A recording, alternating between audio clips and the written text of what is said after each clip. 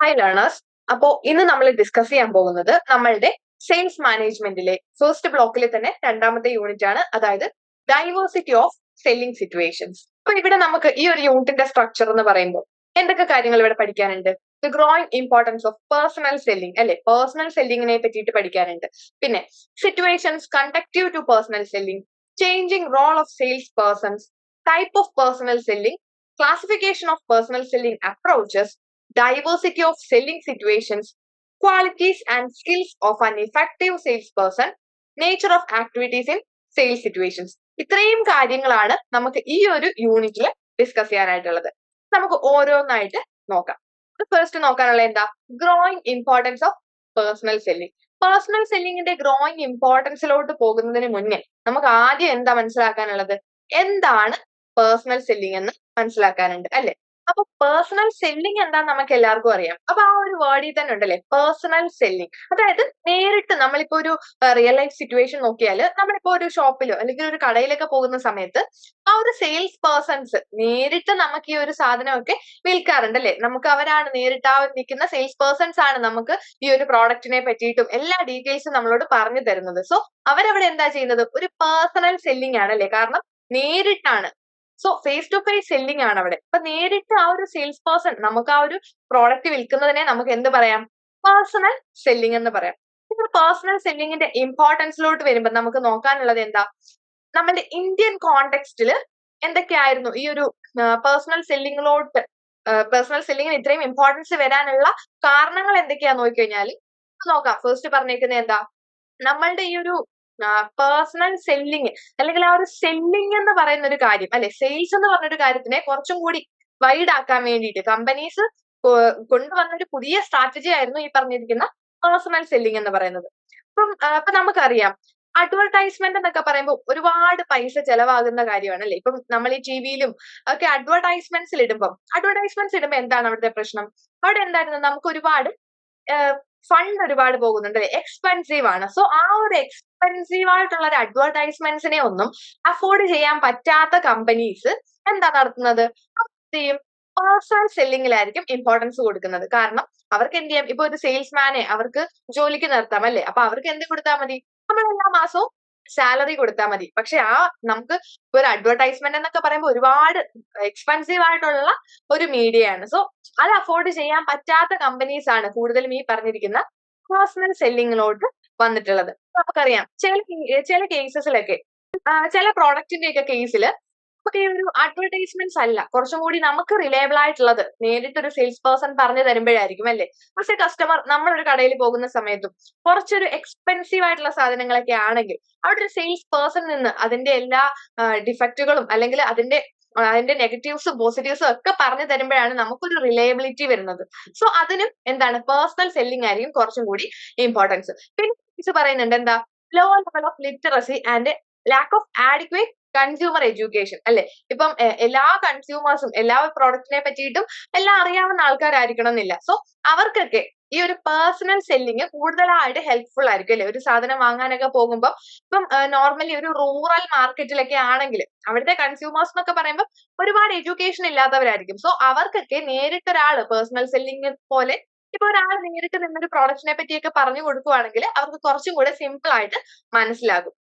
So ഇതിനൊക്കെ വേണ്ടിയിട്ടാണ് നമ്മുടെ ഇന്ത്യൻ കോണ്ടെക്സ്റ്റിൽ കുറച്ചും കൂടി ഈ ഒരു പേഴ്സണൽ സെല്ലിങ്ങിന് ഇമ്പോർട്ടൻസ് വന്നിട്ടുള്ളത്.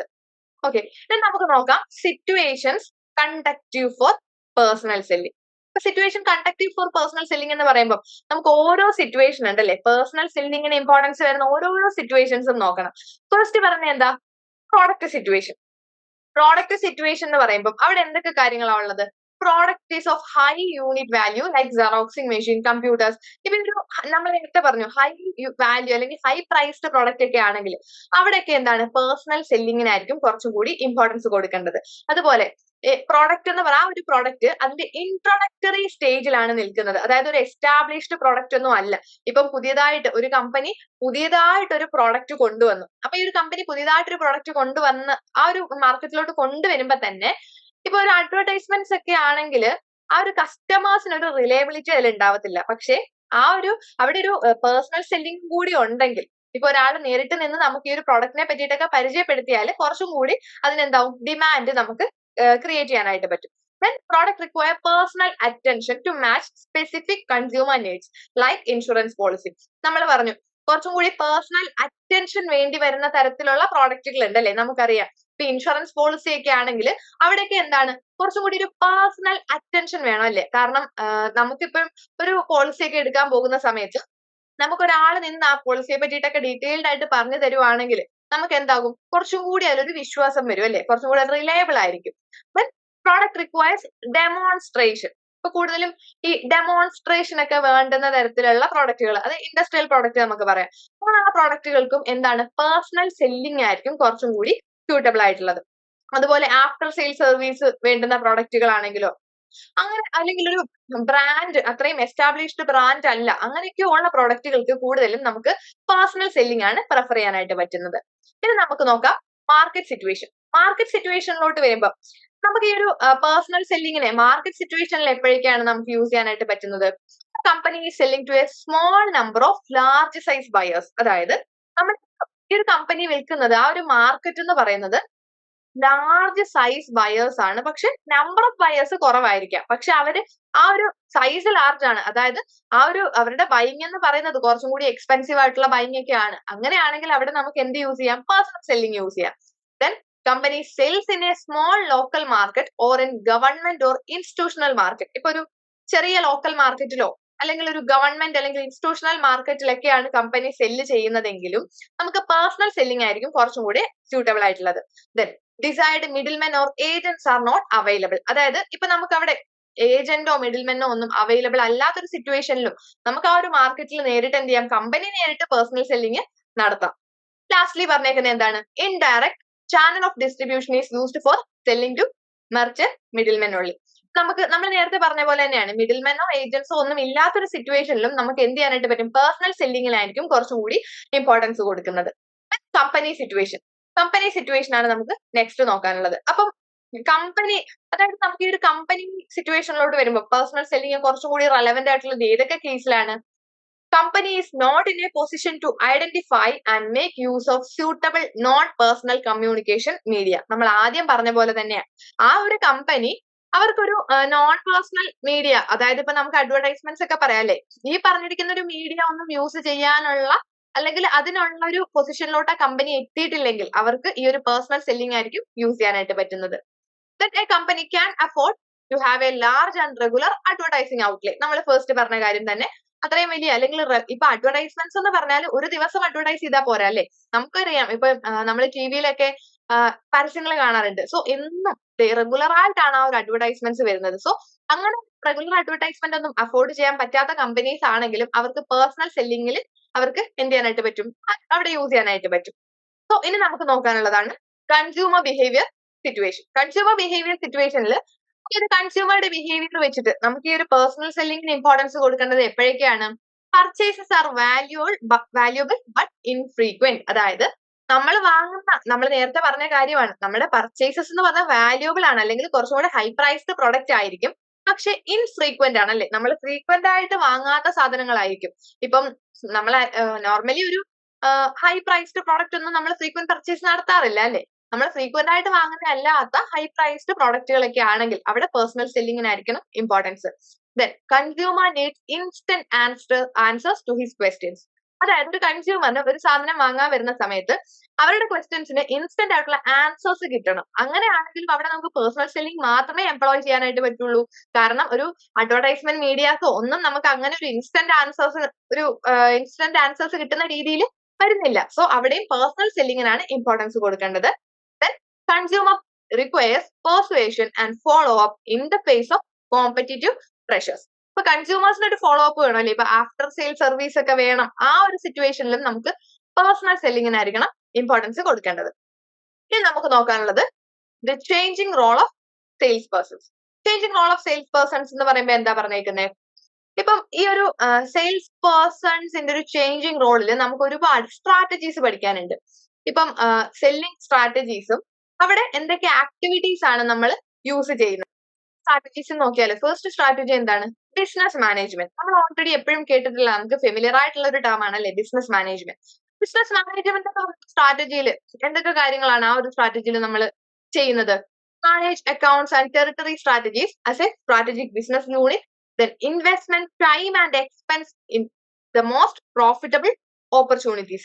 ഇത് ഈ ഒരു പേരിൽ തന്നെ ഉണ്ടല്ലോ, ഈ ഒരു സ്ട്രാറ്റജിയുടെ പേരിൽ തന്നെ ഉണ്ട്, ബിസിനസ് മാനേജ്മെന്റ് സ്ട്രാറ്റജിയാണ്. നമ്മുടെ ബിസിനസിനെ നമ്മൾ എന്ത് ചെയ്യാണ്, മാനേജ് ചെയ്ത് കൊണ്ടുപോവാണ്. സോ നമ്മൾ എപ്പോഴും ഈ ഒരു പ്രോഫിറ്റബിൾ ഓപ്പർച്യൂണിറ്റീസിലൊക്കെ ഇൻവെസ്റ്റ്മെന്റ്സ് നടത്തിയിട്ടും then sell to meet the clients total system and long term needs, അതായത് ഒരു ക്ലയന്റിന്റെ ലോങ് ടേം നീഡ്സിനെ മീറ്റ് ചെയ്യുന്ന രീതിയിൽ കാര്യങ്ങൾ നടത്തണം. സോ നമ്മൾ എന്താവും, ഒരു കൺസൾട്ടന്റ് ആയിട്ട് മാറും അല്ലെ, നമ്മുടെ കമ്പനി ഒരു കൺസൾട്ടന്റും നമ്മുടെ കൺസ്യൂമർ ഒരു ക്ലയന്റുമായിട്ട് മാറും. ആ ഒരു റിലേഷൻഷിപ്പിലോട്ട് നമ്മൾ എത്തിക്കണം. സോ അതൊക്കെയാണ് ബിസിനസ് മാനേജ്മെന്റ് സ്ട്രാറ്റജിയിൽ വരുന്നത്.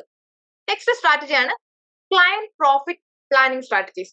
ക്ലയന്റ് പ്രോഫിറ്റ് പ്ലാനിങ് സ്ട്രാറ്റജീസിലും നമ്മൾ പറഞ്ഞ പോലെ തന്നെയാണ്, നമ്മുടെ ഒരു കസ്റ്റമറിനെ നമ്മളൊരു ക്ലയന്റ് ആക്കി മാറ്റുവാണ്. So become part of the client's plan, expand to other department, find new uses of your product. അപ്പൊ ഇവിടെയൊക്കെ എന്താണ്, നമ്മൾ പ്രോഫിറ്റ് പ്ലാനിങ് ആണ് അല്ലെ, നമ്മൾ കുറച്ചും കൂടി ഒരു ഗ്രോത്ത് ഓപ്പർച്യൂണിറ്റീസ് ആണ് ഈ ഒരു സ്ട്രാറ്റജിയിൽ നോക്കുന്നത്. അപ്പൊ ഇവിടെ നമ്മൾ എന്താ, നമ്മളുടെ പ്രോഡക്റ്റിന് പുതിയ യൂസസ് നമുക്ക് എന്ത് ഫൈൻഡ് ചെയ്യാനായിട്ട് പറ്റും.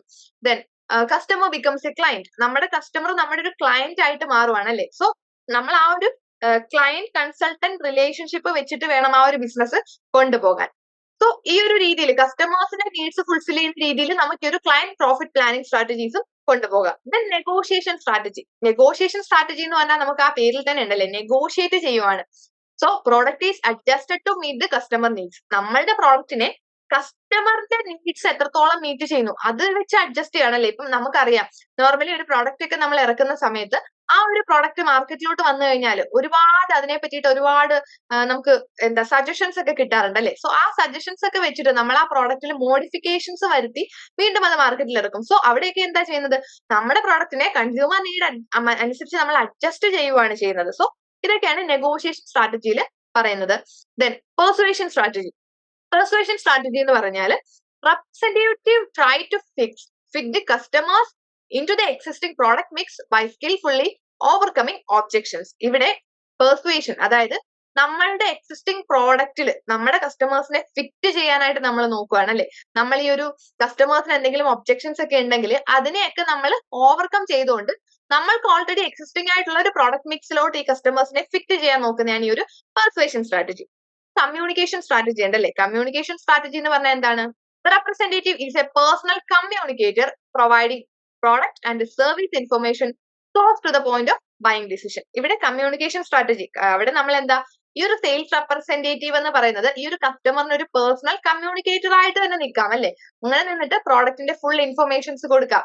ഇപ്പൊ ഒരു ബൈയിങ് ഡിസിഷനിൽ ഒരു കൺസ്യൂമർ നിൽക്കുന്ന സമയത്ത് കംപ്ലീറ്റ് ഇൻഫർമേഷൻസും കൊടുത്തിട്ട് നമുക്ക് അവിടെ ഒരു കമ്മ്യൂണിക്കേഷൻ സ്ട്രാറ്റജിയും ഫോം ചെയ്യാനായിട്ട് പറ്റും. സോ ഇത്രയുമാണ് നമുക്ക് ഇവിടെ നോക്കാനുള്ള ഇമ്പോർട്ടന്റ് ആയിട്ടുള്ള സ്ട്രാറ്റജീസ്. ഇത് നമുക്ക് നോക്കാനുള്ളതാണ് types of personal selling. Important ആയിട്ടുള്ള ഒരു ഏരിയ ആണ്. ടൈപ്സ് ഓഫ് പേഴ്സണൽ സെല്ലിങ്ങിലോട്ട് വരുമ്പോൾ പേഴ്സണൽ സെല്ലിങ്ങിനെ നമുക്ക് മൂന്നായിട്ട് ഡിവൈഡ് ചെയ്യാം. ഇൻഡസ്ട്രിയൽ സെല്ലിംഗ് ഉണ്ട്, അതുപോലെ തന്നെ retail selling, then service selling. ഇപ്പൊ ഈ ഒരു 3 ടൈപ്പ് പേഴ്സണൽ സെല്ലിംഗ് വരുന്നുണ്ട്. ഫസ്റ്റ് നമുക്ക് നോക്കാം ഇൻഡസ്ട്രിയൽ സെല്ലിംഗ്. ഇൻഡസ്ട്രിയൽ സെല്ലിംഗ് എന്ന് പറയുമ്പോൾ നമുക്കറിയാം, ഒരു ഇൻഡസ്ട്രിയിൽ നിന്ന് മറ്റൊരു ഇൻഡസ്ട്രിയിലോട്ട് നമുക്ക് സെല്ല് ചെയ്യാം. അപ്പൊ അതൊരു B2B സെല്ലിംഗ് ആയിരിക്കും അല്ലെ, ബിസിനസ് ടു ബിസിനസ് സെല്ലിംഗ് ആയിരിക്കും. അപ്പൊ ഒരു B2B സെല്ലിങ്ങിനെ നമുക്ക് വീണ്ടും സബ് ഡിവൈഡ് ചെയ്തിട്ടുണ്ട്. ഏതൊക്കെ വരും, സെല്ലിംഗ് ടു റീസെല്ലേഴ്സ് അല്ലെ. ഇപ്പൊ നമുക്കൊരു എക്സാമ്പിൾ നോക്കിയാലേ, നമ്മളൊരു കമ്പനിയാണ്. ഇപ്പൊ നമ്മൾ ഈ ഒരു പ്രൊഡ്യൂസ് ചെയ്യുന്ന സാധനങ്ങൾ നമ്മൾ ആർക്ക് കൊടുക്കും, നമ്മൾ ആ കമ്പനിയിൽ നിന്ന് നേരിട്ട് കസ്റ്റമേഴ്സിനല്ലായിരിക്കുമല്ലോ കൊടുക്കുന്നത്, നമ്മൾ നേരിട്ട് ആരെയിലോട്ട് കൊടുക്കും. ഇപ്പൊ ഒരു കമ്പനി അല്ലെങ്കിൽ ഒരു മാനുഫാക്ചറർ നേരെ ഹോൾസെയിലറുടെ കയ്യിലായിരിക്കും കൊടുക്കുന്നത്.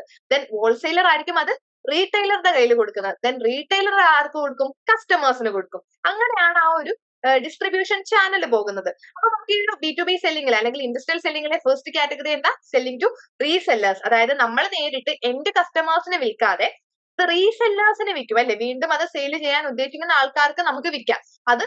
അതാണ് നമ്മളുടെ ഫസ്റ്റ് ടൈപ്പ്, അതായത് സെല്ലിംഗ് ടു റീസെല്ലേഴ്സ്. അപ്പൊ നമ്മളുടെ ആദ്യത്തെ ടൈപ്സ് ഓഫ് പേഴ്സണൽ സെല്ലിംഗിലെ ഇൻഡസ്ട്രിയൽ സെല്ലിംഗ് എന്ന് പറയുന്ന ആ ഒരു ടേം, അതായത് B2B സെല്ലിംഗ് ആണ് അല്ലെ. ആ ഒരു ഇൻഡസ്ട്രിയൽ സെല്ലിംഗിൽ വരുന്ന ഫസ്റ്റ് കാറ്റഗറി ആണ് സെല്ലിംഗ് ടു റീസെല്ലേഴ്സ്.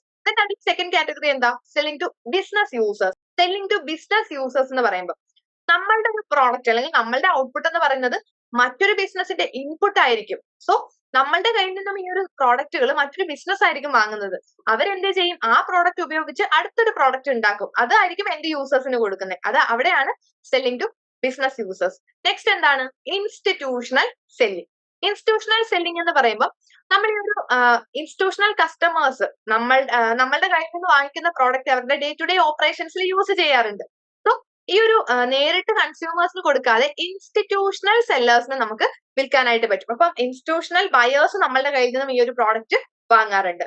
ദെൻ നമുക്ക് നോക്കാനുള്ളതാണ് selling to government. Selling to government എന്ന് പറയുമ്പോൾ നമുക്കറിയാം അല്ലെ, എല്ലാ നേഷനിലും ഏതൊരു ഏരിയ എടുത്താലും ഗവൺമെന്റ് അവിടെ ഒരു മേജർ ബയർ ആയിരിക്കും അല്ലെ. അപ്പം ഗവൺമെന്റിന് ഓരോ പ്രോഡക്റ്റുകളുടെ ആവശ്യം വരുമ്പോൾ അവർ ടെൻഡറുകളൊക്കെ വിളിക്കാറുണ്ട്, നമ്മൾ കേട്ടിട്ടുണ്ട് അല്ലെ.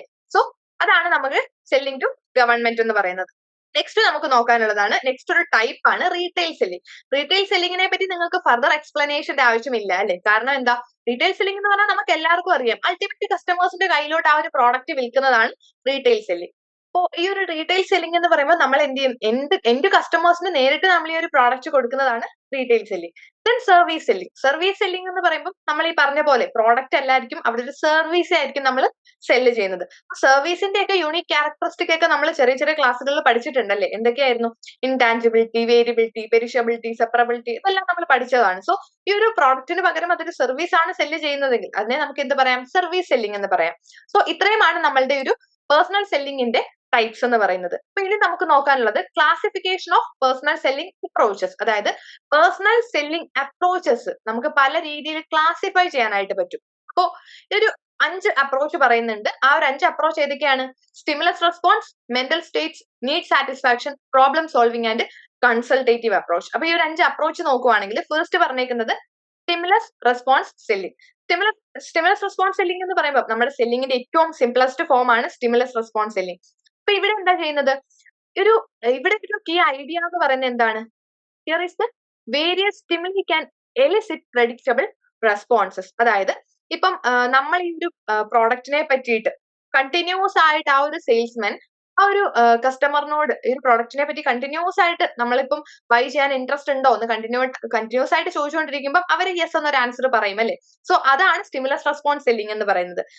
രണ്ടാമത്തെ ടൈപ്പ് ആണ് mental state selling. Mental state selling എന്ന് പറഞ്ഞു കഴിഞ്ഞാൽ ഇവിടെ നമുക്കറിയാം ഒരു ബൈയിങ് പ്രോസസ്സിൽ ഏറ്റവും അൾട്ടിമേറ്റ് ആയിട്ട് നമ്മൾ നോക്കേണ്ടത് അവരുടെ മെന്റൽ സ്റ്റേറ്റ് ആണ്. അത് നമ്മൾ ഓൾറെഡി ഇനി വരുന്ന ക്ലാസ്സുകളിൽ തിയറീസ് ഓഫ് സെല്ലിംഗിൽ പഠിക്കുന്നുണ്ട്. അതിൽ ഇവിടെ പറഞ്ഞിട്ടുണ്ട് മെന്റൽ സ്റ്റേറ്റ് സെല്ലിംഗിനകത്ത് ഇവിടെ ടിപ്പിക്കൽ മെന്റൽ സ്റ്റേറ്റ് എന്ന് പറയുന്നത് AIDA, അതൊരു തിയറി നമുക്ക് പഠിക്കാനുണ്ട്. അപ്പൊ ഇവിടെ നോക്കുവാണെങ്കിൽ attention, interest, desire and action, ഈ 4 കാര്യങ്ങളാണ് ഇവിടെ ടിപ്പിക്കലി നമ്മുടെ മെന്റൽ സ്റ്റേറ്റ്സ് എന്ന് പറയുന്നത്. അറ്റൻഷൻ, ഇൻട്രസ്റ്റ്, ഡിസയർ, ആക്ഷൻ, ഈ 4 സ്റ്റേജിൽ കൂടി കടന്നു പോകുമ്പോഴാണ് ഒരു ബൈങ് പ്രോസസ്സ് കംപ്ലീറ്റ് ആകുന്നത്. Then need satisfaction selling. Need satisfaction selling എന്ന് പറഞ്ഞാൽ എന്താണ്, the sales persons task to identify the need then help the customer to buy the need അല്ലെങ്കിൽ ടു മീറ്റ് ദ നീഡ്. അതായത് ഇവിടെ എന്താ ചെയ്യുന്നത്, ഇവിടെ സെയിൽസ് പേഴ്സൺ അല്ലെങ്കിൽ നമ്മളുടെ ആ ഒരു പേഴ്സണൽ സെല്ലറുടെ ടാസ്ക് ആണ് ഒരു കസ്റ്റമറുടെ നീഡ് ഐഡന്റിഫൈ ചെയ്തിട്ട് ആ ഒരു നീഡ് ഫുൾഫിൽ ചെയ്യാൻ അവരെ ഹെൽപ്പ് ചെയ്യുന്നു. അതാണ് need satisfaction selling. Then last one ആണ് ദെൻ നമുക്കൊരു ടേം ഉണ്ട് problem solving selling. Problem solving സെല്ലിംഗിൽ എന്താ പറഞ്ഞേക്കുന്നത്, educating the consumer about the full impact of the existing problem and clearly communicating how the solution delivers significant consumer value. അതായത് problem solving approach ആണ് അല്ലെ. ഇപ്പം ഒരു കൺസ്യൂമറിനെ നമ്മൾ എഡ്യൂക്കേറ്റ് ചെയ്യുവാണ് ഈ ഒരു എക്സിസ്റ്റിംഗ് പ്രോബ്ലത്തിനെ പറ്റിയിട്ടും അതിനെ ഏത് രീതിയിൽ ഓവർകം ചെയ്യാമെന്ന് പറഞ്ഞിട്ട് നമ്മുടെ ഒരു പ്രോഡക്റ്റിനെ ഇൻട്രൊഡ്യൂസ് ചെയ്തുകൊണ്ട് സെയിൽ ചെയ്യാം. അതാണ് പ്രോബ്ലം സോൾവിംഗ് സെല്ലിംഗ്. then നമുക്ക് ലാസ്റ്റ് വൺ ആണ് കൺസൾട്ടേറ്റീവ് സെല്ലിംഗ്. കൺസൾട്ടേറ്റീവ് സെല്ലിംഗ് എന്ന് പറഞ്ഞു കഴിഞ്ഞാൽ it is the process of helping the customers reach their strategic goals by using the product, service and expertise of sales organization. അതായത് നമ്മളുടെ ഒരു organisation അവരൊരു consulting അല്ലെങ്കിൽ ഒരു കൺസൾട്ടേഷൻ കൊടുക്കുവാണ് അല്ലെ കൺസ്യൂമേഴ്സിന്. അപ്പം നമ്മൾ പറഞ്ഞു കൺസ്യൂമേഴ്സിനെ ഒരു ക്ലയന്റ് ആയിട്ടൊക്കെ നമുക്ക് കാണാമെന്ന്. സോ അതാണ് ഇവിടെ കൺസൾട്ടേറ്റീവ് സെല്ലിംഗിൽ പറയുന്നത്. സോ നമ്മൾ എന്ത് ചെയ്യുന്നു, ആ ഒരു കൺസ്യൂമേഴ്സ് കൊളാബറേറ്റ് ചെയ്യണല്ലേ, കൺസ്യൂമേഴ്സുമായിട്ടൊരു കൊളാബറേഷൻ ആണ് ഈ ഒരു കൺസൾട്ടേറ്റീവ് സെല്ലിംഗിൽ. സോ നമുക്ക് നെക്സ്റ്റ് നോക്കാനുള്ളതാണ് diversity of selling situations. Diversity of selling സിറ്റുവേഷൻസിലോട്ട് വരുമ്പം നമുക്കിവിടെ സെയിൽസ് പൊസിഷൻസിനെ 3 എക്സ്ക്ലൂസീവ് ഗ്രൂപ്പ് ആയിട്ട് കാറ്റഗറൈസ് ചെയ്തിട്ടുണ്ട്.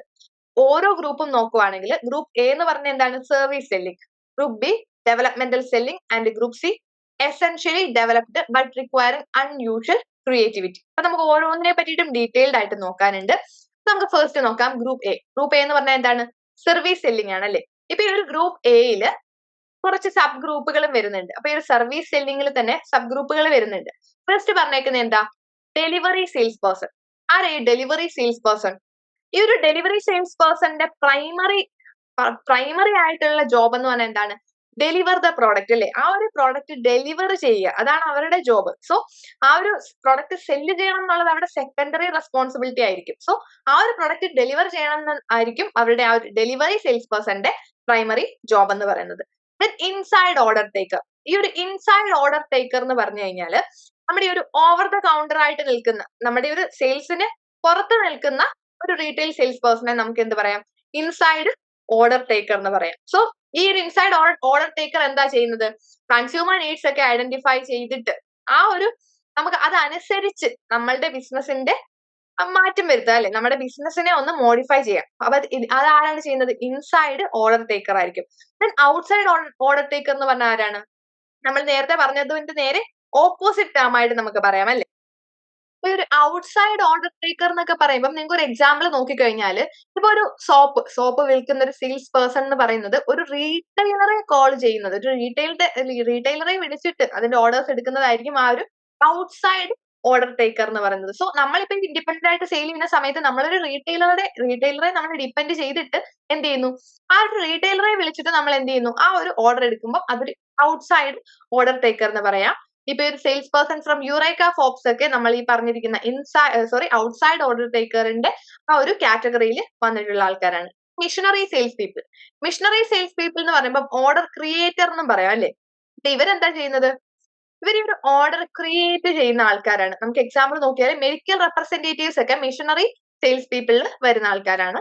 ടെക്നിക്കൽ സെയിൽസ് എന്ന് പറയുമ്പോൾ എന്താ നമുക്കറിയാം അല്ലെ. ടെക്നിക്കൽ സെയിൽസ് എന്ന് പറയുമ്പോൾ കുറച്ചും കൂടി ഒരു കൺസൾട്ടേറ്റീവ് സെയിൽസിനെക്കാട്ടി കുറച്ചും കൂടി ഒരു ടൈം വേണം നമ്മൾ ഈ പറഞ്ഞിരിക്കുന്ന ടെക്നിക്കൽ പ്രോഡക്റ്റുകൾ വിൽക്കാനായിട്ട്.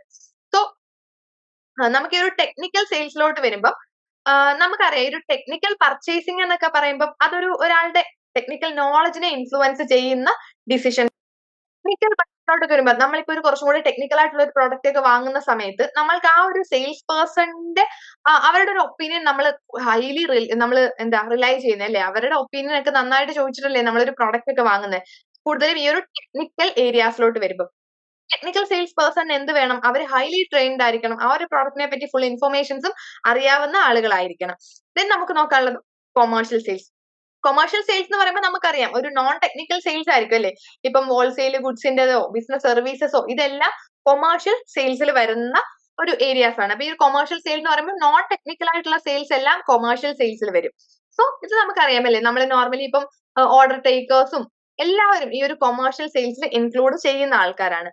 Then last one direct sales എന്ന് പറഞ്ഞാൽ എന്താണ് ഇപ്പം നമ്മൾ അൾട്ടിമേറ്റ് കസ്റ്റമേഴ്സിന് നേരിട്ട് വിൽക്കുന്നതാണ് ഡയറക്റ്റ് സെയിൽസ്. ഇപ്പം റെസ്റ്റോറൻറ്റ്സ് ഒക്കെ ആണെങ്കിൽ അതൊക്കെ നമുക്കൊരു ഡയറക്റ്റ് സെയിൽസിൽ ഇൻക്ലൂഡ് ചെയ്യാം അല്ലെ. റെസ്റ്റോറന്റ് എന്നൊക്കെ പറയുമ്പോൾ അവിടെ ഒരു മിഡിൽമെൻ ഇല്ല അല്ലെ. അവരൊരു പ്രോഡക്റ്റ് അവിടെ പ്രൊഡ്യൂസ് ചെയ്യുന്നു, ദെൻ നേരിട്ട് ആ ഒരു കസ്റ്റമേഴ്സിന് കൊടുക്കുവാണ്, അവിടെ ഒരു മിഡിൽമെന്റിന്റെ ആവശ്യം വരുന്നില്ല. അതാണ് ഡയറക്റ്റ് സെയിൽസിൽ വരുന്നത്. സോ നമുക്ക് നെക്സ്റ്റ് നോക്കാനുള്ളത് ഗ്രൂപ്പ് ബി എന്ന് പറയുമ്പോൾ എന്താണ് ഡെവലപ്മെന്റൽ സെല്ലിംഗിലും നമുക്ക് ഒരു 3-4 സബ് ഗ്രൂപ്പ്സ് വരുന്നുണ്ട്. Creative sales person of tangible goods, then creative sales person of intangible goods, then consultative sales. ഇപ്പൊ ഒരു creative sales person of tangible goods നോക്കണം. ഈ ഒരു creative sales person of tangible ഗുഡ്സിൽ പറയുന്നത് ഇപ്പൊ നമ്മളൊരു പുതിയൊരു പ്രോഡക്റ്റ് ഒക്കെ മാർക്കറ്റിലോട്ട് ഇറക്കുന്ന സമയത്ത് അതൊരു ടാഞ്ചിബിൾ പ്രോഡക്റ്റ് ആണെങ്കിൽ അത് ഒരു ക്രിയേറ്റീവ് ആയിട്ട്, അതായത് പുതിയൊരു പ്രോഡക്റ്റ് ഒരു കസ്റ്റമേഴ്സിന്റെ മൈൻഡിലോട്ട് എത്തിക്കുക എന്ന് പറയുന്നത് കുറച്ചൊരു പാടുള്ള ഒരു കാര്യമാണ് അല്ലെ. സോ അവിടെയാണ് നമുക്ക് ഈ ഒരു creative sales person of tangible ഗുഡ്സിന്റെ ഇമ്പോർട്ടൻസ് വരുന്നത്. സോ അത് കുറച്ചും കൂടി ഡിഫിക്കൽട്ട് ആയിട്ടുള്ള ഒരു ജോലിയാണ്. കാരണം കൺസ്യൂമേഴ്സ് ആ ഒരു പ്രോഡക്റ്റിനെ പറ്റിയിട്ട് അവെയർ ആയിരിക്കില്ല. സോ നമ്മൾ ആ ഒരു പുതിയ പ്രോഡക്റ്റ് കൺസ്യൂമേഴ്സിന്റെ നീഡ് എത്രത്തോളം സാറ്റിസ്ഫൈ ചെയ്യും എന്ന് അവരെ പറഞ്ഞ് മനസ്സിലാക്കി ആ ഒരു പ്രോഡക്റ്റിലോട്ട് കൊണ്ടുവരണം. സോ ഇതാണ് ആ ഒരു first category. Then creative sales person of intangible goods എന്ന് പറഞ്ഞാൽ നമുക്കറിയാം നമ്മൾ നേരത്തെ പറഞ്ഞതിന്റെ നേരെ ഓപ്പോസിറ്റ് ആണല്ലേ. നമുക്ക് കാണാൻ പറ്റാത്ത ഗുഡ്സ് ഉണ്ട്, ഇൻഷുറൻസും അല്ലെങ്കിൽ കൂടുതലും സർവീസസ് അല്ലെ, കമ്മ്യൂണിക്കേഷൻ സർവീസസോ കമ്മ്യൂണിക്കേഷൻ സിസ്റ്റംസോ ഇൻഷുറൻസും ഇതെല്ലാം എന്താണ് ഇൻടാഞ്ചിബിൾ ഗുഡ്സ് ആണ്. സോ ഇൻടാഞ്ചിബിൾ ഗുഡ്സിന്റെ സെയിൽസ് എന്ന് പറയുന്നത് കുറച്ചും കൂടി ഡിഫിക്കൽട്ട് ആണ്. കാരണം അതിന്റെ ഒരു ബെനിഫിറ്റ് എന്ന് പറഞ്ഞാൽ നമുക്ക് കാണാനായിട്ട് പറ്റുന്നില്ല. സോ ഇത് എത്രത്തോളം അവരുടെ നീഡ് സാറ്റിസ്ഫൈ ചെയ്യുമെന്ന് കൺസ്യൂമേഴ്സിന് ഒരു കൺഫ്യൂഷൻ ഉണ്ടാകാം. Consultative sales. കൺസൾട്ടേറ്റീവ് സെയിൽസ് എന്ന് പറയുമ്പോൾ നമ്മൾ നേരത്തെ പറഞ്ഞതുപോലെ തന്നെ ഇല്ലേ, ഇപ്പൊ ഈ ഒരു കമ്പ്യൂട്ടർ സിസ്റ്റത്തിന്റെ ഒക്കെ ഒരു സെയിൽസ് വരുമ്പോൾ കൺസൾട്ടേറ്റീവ് സെയിൽസ് ആണ്. കാരണം നമുക്ക് കുറച്ചും കൂടി ആ ഒരു സെയിൽസ് പേഴ്സൺ അവരെ കൺസൾട്ട് ചെയ്ത് അല്ലെങ്കിൽ അവരുടെ കൂടി ഒപ്പീനിയൻ പരിഗണിച്ചുകൊണ്ടായിരിക്കും നമ്മൾ അവിടെ എന്ത് ചെയ്യുന്നത്, ഡിസിഷൻസ് എടുക്കുന്നത്. സോ അതാണ് കൺസൾട്ടേറ്റീവ് സെയിൽസ് വരുന്നത്. ഗ്രൂപ്പ് സി എന്ന് പറയുമ്പോൾ basically developmental but requires unusual creativity. ഇവിടെ എന്തൊക്കെ കാര്യങ്ങൾ വരും? Political indirect or backdoor selling. എന്താണ് ഈ ഒരു political indirect or backdoor selling? എവിടെയെന്ന് വെച്ച് കഴിഞ്ഞാൽ ഒരു ബാക്ക്ഡോർ സെല്ലിംഗ് എന്നൊക്കെ ഒരു പേര് നിങ്ങൾ കേട്ടിട്ടുണ്ടായിരിക്കും. പൊളിറ്റിക്കൽ ഇൻഡയറക്ട് ഓർ ബാക്ക്ഡോർ സെല്ലിംഗിൽ നടക്കുന്നത് ഈ ഒരു സെയിൽസ് പേഴ്സൺ ഈ ഒരു കൂടുതലും ഈ ബിഗ് ടിക്കറ്റ് ഐറ്റംസ് ഒക്കെ ഉണ്ട് അല്ലെ, അതൊക്കെ ഇങ്ങനെ സെയിൽ ചെയ്യുന്നത് ഈ ഒരു ബാക്ക്ഡോർ അല്ലെങ്കിൽ നമുക്ക് പറയാം പൊളിറ്റിക്കൽ ഇൻഡയറക്ട് ഓർ ബാക്ക്ഡോർ സെല്ലിംഗിൽ വരുന്നതാണ്. സോ ഇവിടെ എന്ന് വെച്ച് കഴിഞ്ഞാൽ ഹൈലി പേഴ്സണലൈസ്ഡ് സർവീസസ് ആയിരിക്കും അല്ലെ, ഓരോരുത്തർക്കും അവരുടെ നമുക്കറിയാം നമുക്ക് ഈ ഒരു പേഴ്സണലൈസ്ഡ് ആയിട്ടുള്ള നമ്മൾ അല്ലെങ്കിൽ കസ്റ്റമൈസ്ഡ് സർവീസസ് ഒക്കെ ഈ ഒരു കാറ്റഗറിയിൽ വരും. സെല്ലിംഗ് വേറെ sales person engaged in multiple sales calls. അതായത് ഇപ്പം ഈ ഒരു സെയിൽസ് പേഴ്സൺ മൾട്ടിപ്പിൾ സെയിൽസ് കോൾസിൽ എൻഗേജ് ചെയ്തിരിക്കുന്ന ഒരു സിറ്റുവേഷൻ വരും. ഇവിടെ വെച്ച് കഴിഞ്ഞാല് sales person engaged in multiple sales calls എന്ന് പറയുമ്പോൾ ഒരു സെയിൽസ് പേഴ്സണിന് മൾട്ടിപ്പിൾ സെയിൽസ് കോൾസ് വരുന്ന ഒരു സിറ്റുവേഷൻ ഒക്കെ വരുമ്പോൾ അവിടെ നമുക്ക് ഈസിയസ്റ്റ് സെയിൽസ് എന്ന് പറഞ്ഞാൽ എന്തായിരിക്കും? സെൽഫ് സർവീസ് ആയിരിക്കും. നമുക്ക് ചില റെസ്റ്റോറൻറ്റ്സിലൊക്കെ പോകുമ്പോൾ നമുക്കറിയാം അവിടെയൊക്കെ സെൽഫ് സർവീസ് ആയിരിക്കും അല്ലെ, നമ്മൾ തന്നെ നമുക്ക് ഇഷ്ടമുള്ള പ്രോഡക്റ്റ് സെലക്ട് ചെയ്യുന്ന ആ ഒരു സിറ്റുവേഷനും നമ്മൾക്കറിയാം. സോ അതാണ് ഈ ഒരു കാറ്റഗറിയിൽ പറയുന്നത്. പിന്നെ നമുക്ക് നോക്കേണ്ടതാണ് qualities and skills of an effective sales person. ഒരു എഫക്റ്റീവ് സെയിൽസ് പേഴ്സന്റെ ക്വാളിറ്റീസ് ഒരുപാട് ക്വാളിറ്റീസ് ഉണ്ട്. നമുക്ക് ഒരു മിനിമം ഒരു 10-15 ക്വാളിറ്റീസ് എങ്കിലും പഠിച്ചു വെച്ചിട്ട് നമുക്ക് എസ്സേ ടൈപ്പ് ഒക്കെ ചോദിച്ചു കഴിഞ്ഞാൽ സിമ്പിൾ ആയിട്ട് എഴുതാനായിട്ട് പറ്റും. സോ ക്വാളിറ്റീസ് എന്തൊക്കെയാണ്? കസ്റ്റമർ നീഡ്സ് ഒക്കെ അസസ് ചെയ്യാനുള്ള എബിലിറ്റി ഉണ്ടായിരിക്കണം. ദെൻ അംബിഷൻ അല്ലെ, നമ്മളുടെ ഒരു കമ്പനിയിൽ അല്ലെങ്കിൽ നമ്മുടെ കമ്പനിക്ക് വേണ്ടിയിട്ട് വർക്ക് ചെയ്യാൻ അല്ലെങ്കിൽ നമ്മുടെ ഒരു വർക്കിനോട് അവർക്കൊരു ഇൻട്രസ്റ്റ് ഉണ്ടായിരിക്കണം. അപ്പിയറൻസ് എന്ന് പറയുമ്പോൾ അവരൊരു നീറ്റ് ആൻഡ് വെൽ ഡ്രസ്ഡ് ആയിരിക്കണം. നമുക്കറിയാലേ ഒരാളുടെ അപ്പിയറൻസ്. ബിസിനസ് സെൻസ് എന്ന് പറയുമ്പോൾ നമ്മുടെ ബിസിനസിനെ പറ്റിയിട്ട് അത്യാവശ്യം അറിവുള്ള ഒരാളായിരിക്കണം. പിന്നെ Coetzee creativity, motivation, originality, loyalty, curiosity, എന്തൂസിയാസം, then quantitative abilities, friendliness, health, integrity, ഒരുപാട് ഉണ്ടല്ലേ ഒരു സെയിൽസ് പേഴ്സൺ ഇഫക്റ്റീവ് അല്ലെങ്കിൽ ഒരു സെയിൽസ് പേഴ്സന്റെ ക്വാളിറ്റീസ് എന്ന് പറഞ്ഞു കഴിഞ്ഞാൽ ഒരുപാട് ക്വാളിറ്റീസ് ഉണ്ട്.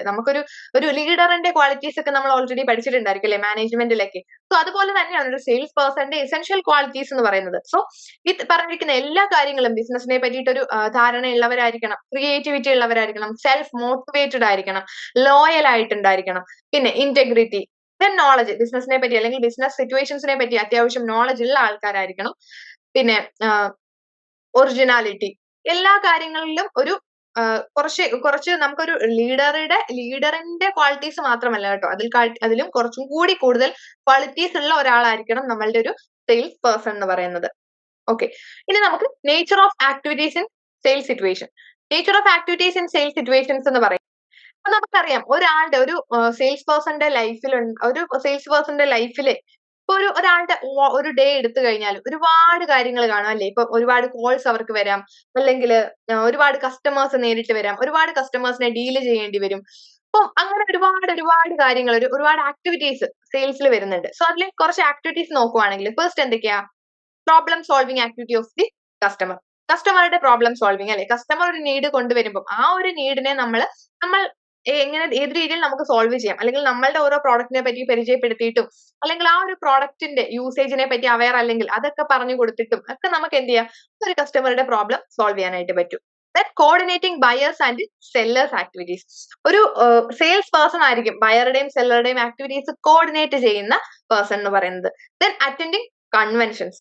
ഈ ഒരു കമ്പനീസ് ഓർഗനൈസ് ചെയ്യുന്ന കൺവെൻഷൻസ് കാണും അല്ലെ, സെയിൽസ് പേഴ്സൺസ് അവരുടെ പിയേഴ്സുമായിട്ടൊക്കെ ഇന്ററാക്ട് ചെയ്യുന്ന കൺവെൻഷൻസ് ഒക്കെ അറ്റൻഡ് ചെയ്യേണ്ടതും ഒരു സെയിൽസ് പേഴ്സണിന്റെ ഡ്യൂട്ടിയാണ്. ദെൻ അറ്റൻഡിങ് ട്രേഡ് ഷോസ് അല്ലെ. ട്രേഡ് ഷോസ് അറ്റൻഡ് ചെയ്യാന്ന് പറഞ്ഞാൽ നമുക്കറിയാം ഇപ്പൊ ഒരു ബിസിനസിനെയൊക്കെ സംബന്ധിച്ച് ഒരുപാട് ട്രേഡ് ഷോസ് ഒക്കെ ഉണ്ടാകാറുണ്ട്. സോ ഈ ഒരു ട്രേഡ് ഷോ ഒക്കെ അറ്റൻഡ് ചെയ്യുന്ന സമയത്ത് അവർക്ക് കൂടുതൽ ടെക്നിക്കൽ ആയിട്ടുള്ള അറിവും അതുപോലെ തന്നെ ഒരു ട്രെയിനിങ്ങും കാര്യങ്ങളും ഒക്കെ കിട്ടാറുണ്ട്. സോ ഈ ഒരു ട്രേഡ് ഫെയർസും ഒക്കെ അറ്റൻഡ് ചെയ്യേണ്ടതും ഒരു സെയിൽസ് പേഴ്സന്റെ ഡ്യൂട്ടിയാണ്. ദെൻ അറ്റൻഡിങ് എഡ്യൂക്കേഷണൽ വർക്ക്ഷോപ്സ് ഒക്കെ അറ്റൻഡ് ചെയ്യും അല്ലെ. ഇപ്പൊ അവർക്കൊരു കരിയർ ഡെവലപ്മെന്റിന് വേണ്ടിയിട്ടും ഒക്കെ ഈ ഒരു എഡ്യൂക്കേഷണൽ വർക്ക്ഷോപ്സ് ഒക്കെ കമ്പനീസ് നടത്താറുണ്ട്. കീപ്പിംഗ് റെക്കോർഡ്സ് എന്ന് പറയുമ്പോൾ എന്താണ്, ഒരു സെയിൽസ് പേഴ്സൺ അവരുടെ പേപ്പർ വർക്ക് ഒക്കെ കംപ്ലീറ്റ് ചെയ്യണം അല്ലെ, അവരുടെ വർക്ക്സ് ഒക്കെ റെക്കോർഡ്സ് ഒക്കെ കംപ്ലീറ്റ് ചെയ്ത് വെക്കണം. അപ്പൊ അവരുടെ ഡെയിലി റിപ്പോർട്ട്സും കാര്യങ്ങളും ഒക്കെ ചെയ്ത് ആ ഒരു പ്രോപ്പർ ആയിട്ട് അത് ചെയ്ത് വെക്കേണ്ടത് ആരുടെ ഡ്യൂട്ടിയാണ്, ഒരു സെയിൽസ് പേഴ്സന്റെ ഡ്യൂട്ടിയാണ്. ഓക്കെ, അപ്പൊ നമുക്ക് ഇനി നോക്കാനുള്ളതാണ് ഒരു പ്രീവിയസ് ഇയർ ക്വസ്റ്റ്യൻ നോക്കിക്കഴിഞ്ഞാൽ ഡിസംബർ 2022 ചോദിച്ചൊരു ക്വസ്റ്റ്യൻ ആയിരുന്നു. Explain the following items with an example. അതിനകത്ത് ഫസ്റ്റ് പറഞ്ഞേക്കുന്നത് പേഴ്സണൽ സെല്ലിംഗ് ആണ്. പേഴ്സണൽ സെല്ലിംഗ് നമ്മളിപ്പം പേഴ്സണൽ സെല്ലിങ്ങിനെ പറ്റി എല്ലാ കാര്യങ്ങളും നമ്മൾ പഠിച്ചു. സോ നമുക്കത് സിമ്പിൾ ആയിട്ട് എഴുതാനായിട്ട് പറ്റും. ആ ഒരു പേഴ്സണൽ സെല്ലിംഗ് എന്താണെന്നും അതിന്റെ എക്സാമ്പിളും വെച്ചിട്ട് നമുക്ക് എന്ത് ചെയ്യാനായിട്ട് പറ്റും, ഈസി ആയിട്ട് എക്സ്പ്ലെയിൻ ചെയ്യാൻ പറ്റത്തില്ലേ. ഓക്കെ, ഇനി നമുക്ക് നെക്സ്റ്റ് ഒരു ക്വസ്റ്റ്യൻ നോക്കുവാണെങ്കിൽ ജൂൺ 2023 ചോദിച്ചൊരു ക്വസ്റ്റ്യൻ ഉണ്ടായിരുന്നു. Answer any 3 from the following. ഏതെങ്കിലും 3 എണ്ണമാണ് ചോദിച്ചത്. അതിൽ determination of the size of sales force, industrial selling, market testing, remote communication, indirect communication. അതിൽ ഇൻഡസ്ട്രിയൽ സെല്ലിംഗ് നമ്മളിപ്പോ പറഞ്ഞിരുന്നു. സോ ഇൻഡസ്ട്രിയൽ സെല്ലിങ്ങിനെ പറ്റിയിട്ട് നമ്മൾ പഠിച്ച കാര്യങ്ങൾ അത്രയും എഴുതി വെച്ചാലും നമുക്ക് ആ ഒരു ഭാഗത്ത് മാർക്ക് സ്കോർ ചെയ്യാനായിട്ട് പറ്റും. അപ്പൊ ഇത്രയും കാര്യങ്ങളാണ് നമുക്ക് ഈ ഒരു യൂണിറ്റിൽ ഡിസ്കസ് ചെയ്യാനുള്ളത്. സിമ്പിൾ ആയിട്ടുള്ള ഒരു യൂണിറ്റ് ആണ്, നിങ്ങൾക്ക് ഈസി ആയിട്ട് മനസ്സിലാകും. സോ ഈ ഒരു യൂണിറ്റ് നിങ്ങൾക്ക് ക്ലിയർ ആയി എന്ന് വിശ്വസിക്കുന്നു. നമുക്ക് നെക്സ്റ്റ് ഒരു ക്ലാസ്സിൽ നെക്സ്റ്റ് 3rd യൂണിറ്റ് ഡിസ്കസ് ചെയ്യാം. Thank you.